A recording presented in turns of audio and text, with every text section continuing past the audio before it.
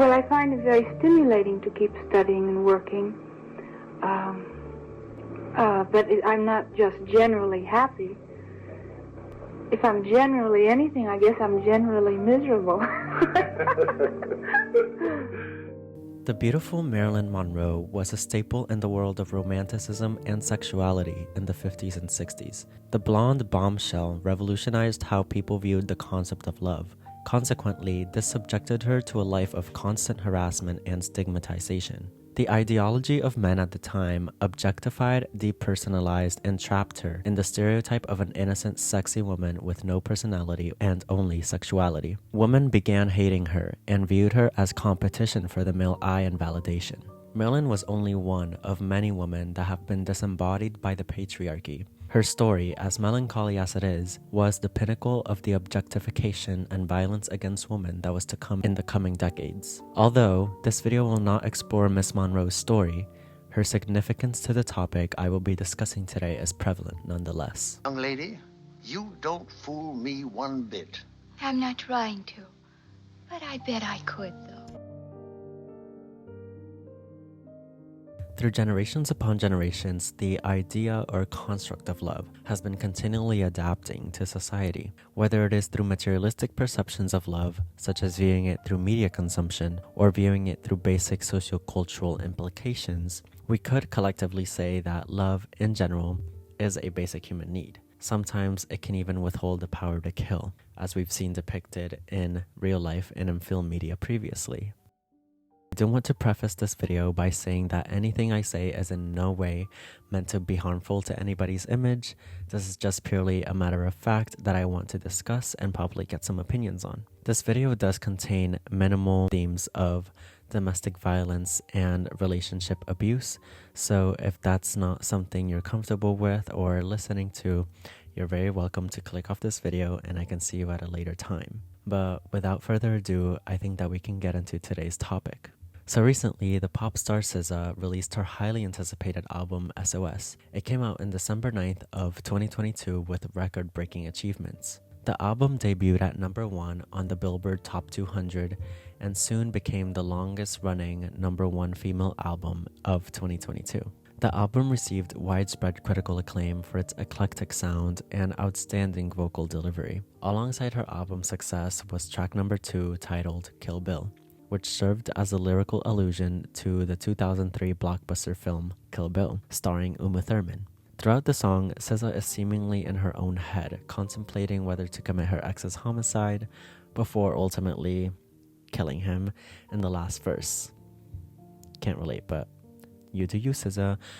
In an article by Elizabeth, who goes by the handle @Moonybug on TikTok, I think can better explain the song than I can, so I'll hand it over to her. Kill Bill almost feels like a litmus test into how much the listener will give her grace. How much will the listener try to empathize with her when she's doing something objectively wrong? In the chorus, she feigns guilt by saying she knows it's a bad idea to kill him. She asks us how she even got to this point, as if to put the onus on us to figure out why. Like, is love a worthy enough cause to go to these extremes? And this forebodes the bridge where she tries to reason with us. I did it all for love.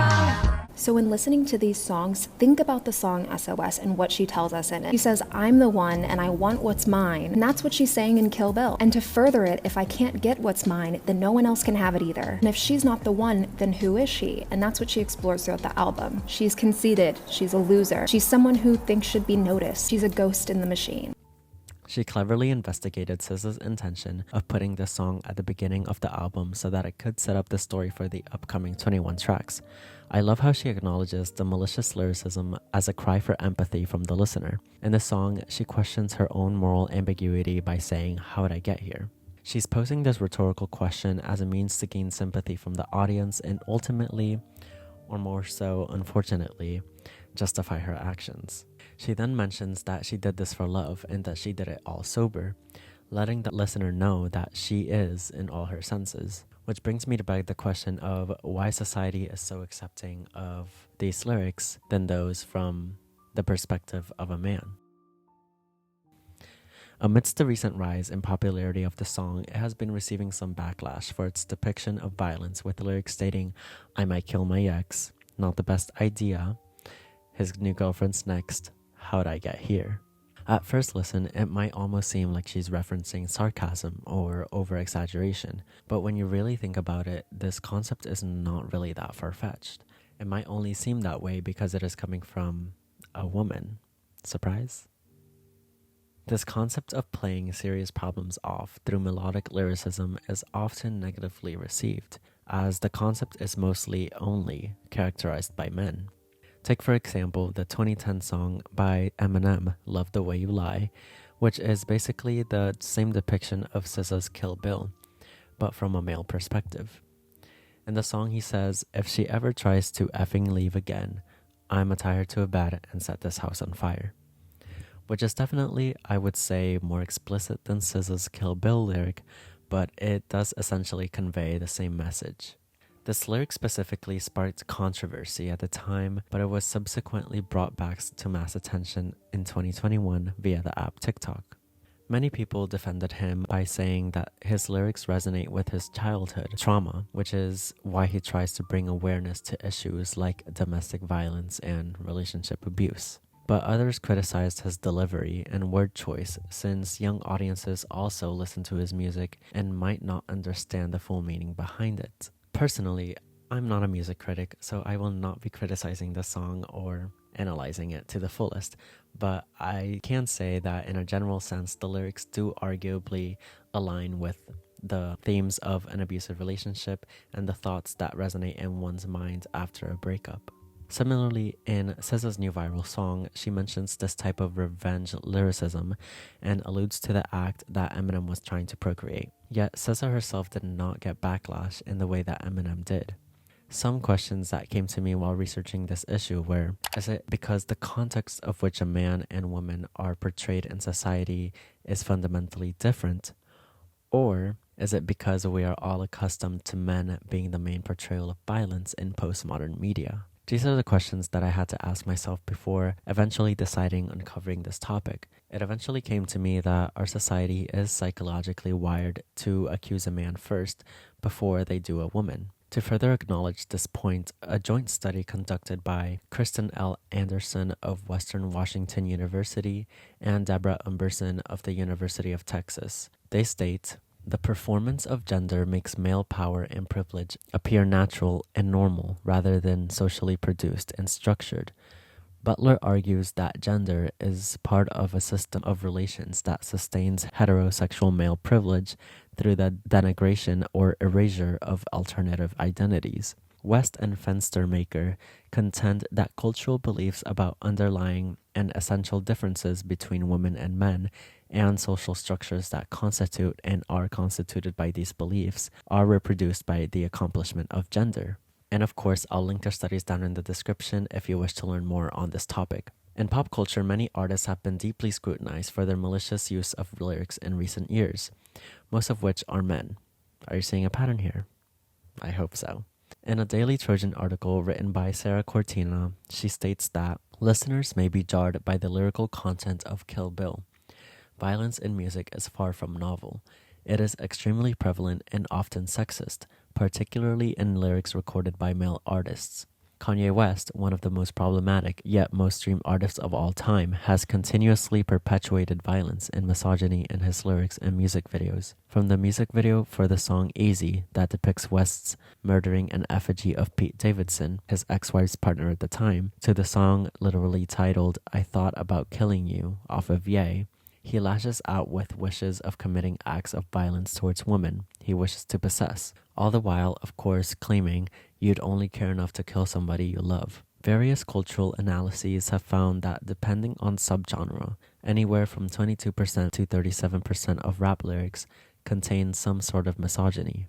While some may argue that these are simply lyrics that don't often contain truths of violence, the ripple effects are undeniable. Cortina makes an astounding point that basically in the eyes of the consumer, misogyny is dominantly more frowned upon than misandry. Thus, putting the blame on men for offensive lyrical content towards women is way more socially acceptable than the latter. Cortina further highlights the issue of the toxic fetishization of violence in romantic relationships, saying that the mass distribution of violence towards women has undeniable effects. We are almost taught to expect it. to fetishize violence and to accept it as love. As SZA sings, "I love when you pull your gun at the red light. I like all that violence, give me this function." And "'cause my past can't escape me, my precedes me." On Blind, she describes how comfortable we have become with broken love and casual toxic masculinity.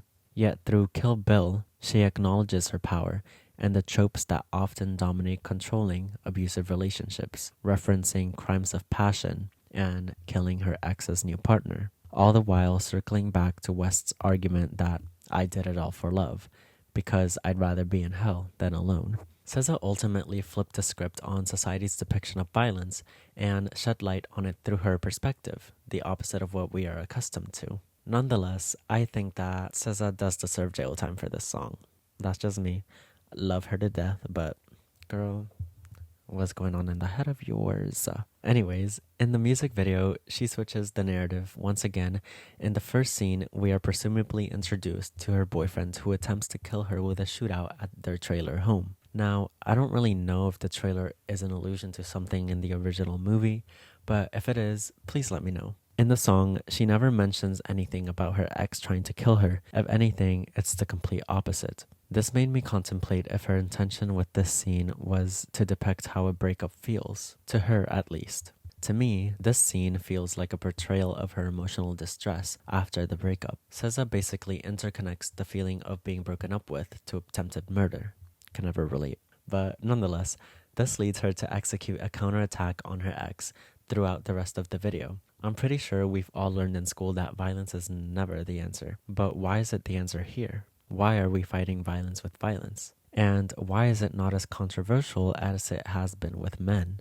Well, the short answer is that we live in a patriarchy, unfortunately. Acknowledging that we do, in fact, live in a patriarchy, though, as a society, it is easier to condemn men for acting on violence since they are, in fact, the main perpetrators of it. The odds of getting cancelled nowadays, per se, is at an all-time high, mostly thanks to the app TikTok. But in a greater sense, canceling a celebrity for offensive lyricism doesn't really mean much if society as a whole quickly forgets about it a day later and the cycle eventually repeats itself. This is why I think that it is important that we hold these lyrics accountable, whether they are fictional truths or not. Another theme of violence in postmodern media. Moreover, recently, allegations against the rapper Tory Lanez surfaced that he shot Megan Thee Stallion. Heard of him? Yeah. Thought so. Before the court decided on a guilty verdict against Lanez, Twitter was subjected to heated discourse in which they called Megan a liar and a fraud, even before she was proven innocent. People still insist that Lanez is innocent even after the case underwent legal prosecution, which to me is mind-blowing, knowing that Megan most likely went through extensive trauma. After the fact, people are still trying to taint her name for a violent crime she was a victim of. Instances like this are the reason why society does not view women as potential instigators of violence, because of the stereotypical ways of thinking that men are more powerful than women. And even when it is evident that a man instigated violence, sometimes he's even praised for it, as we see here with Lane's case. And if the script was flipped, once again, we know how Megan would have been portrayed, don't we? In a video by Mina Lee titled "In Defense of the Femme Fatale," she reinforces the claim that women are not socially portrayed as violent the way men are. I'll let her explain this concept in more detail as I think she does a better job than me. Okay, so final thoughts. I do want to acknowledge that this video was made and scripted by a man, but the points were made through extensive research into this topic, and I'm in no way trying to actively harm the image of people I mentioned. This video was made for educational purposes only, and just for that. All in all, I believe that society still has a long way to go before we actually achieve the truest form of equality. As long as patriarchies and matriarchies coexist as two separate unities, no true balance will be found in society. Therefore, we will always, in some way or another, be subjected to discrimination or imbalance by the privileged folks who reign most powerful, in a sociocultural context, of course. But other than that, if you made it this far into the video, thank you so much for watching.